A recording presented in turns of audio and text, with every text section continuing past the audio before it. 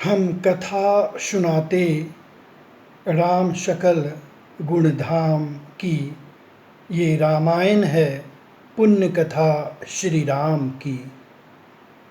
जब सीता माँ श्री राम जी को चिंतित अवस्था में देखती हैं तो पूछती हैं कि महाराज, किस कारण से आप चिंतित हैं।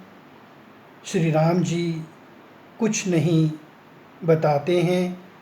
तब सीता माँ अपने गुप्तचरों को गाँव में नगरों में भेजकर इसकी जानकारी प्राप्त करती हैं। उन्हें मालूम हो जाता है कि चिंता का कारण मैं हूँ। तब सीता माँ श्री राम जी से कहती हैं कि एक राजा को स्त्री से इतना मोह नहीं होना चाहिए। आपने तो समुद्र में बांधकर उस लंकापति रावण को हराया था, आज इतना विवश हैं। तब श्री राम जी कहते हैं कि मैं तुम्हारे लिए संसार का इस छोर से उस छोर तक बांध सकता हूँ, समुद्र तो तुच्छ है। इस तरह से श्री राम एक और राजा का दायित्व निभा रहे हैं, दूसरी ओर आदर्श पति का।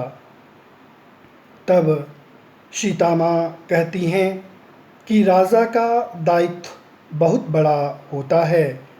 आपने राजा का स्थान ग्रहण करने से पूर्व अपने पूर्वजों को कहा था कि राजा एक सन्यासी की तरह होता है और वह सेवक जैसा कार्य करता है।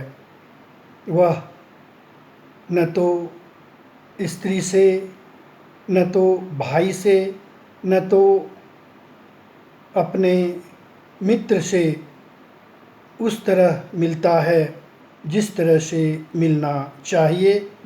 उसे त्याग की भावना से राजा का दायित्व निभाना चाहिए। आज आप क्यों इतना मोह में पड़े हुए हैं। तब श्री राम जी सोचते हैं कि राजा का धर्म बहुत बड़ा होता है और प्रजा के हित में कार्य करना चाहिए। सीता माँ कहती हैं कि मुझे राजभवन त्यागना ही होगा, क्योंकि अगर मैं ऐसा नहीं करूँगी तो अयोध्या पर कलंक लगेगा। और बार बार कहने से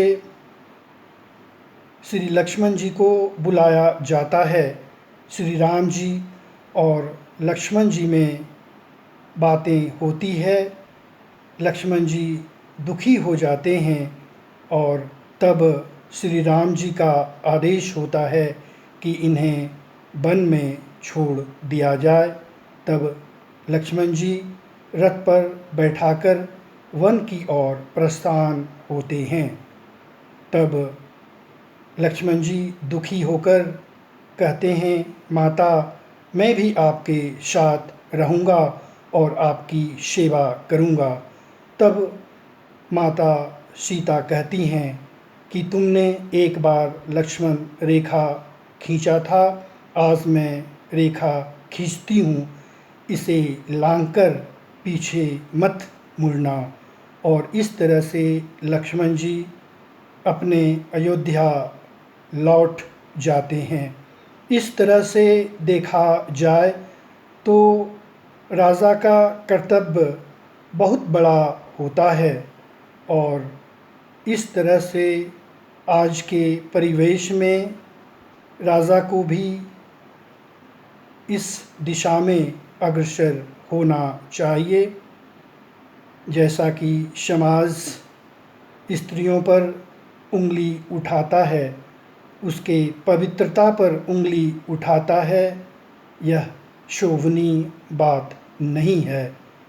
पहले जिस तरह से भाई भाई और जो स्थिति देखने को मिली, आज के परिवार में ऐसा नहीं है।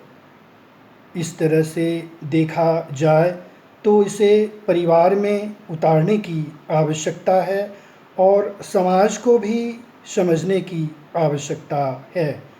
रामायण से हमें यही शिक्षा मिलती है। बहुत बहुत धन्यवाद।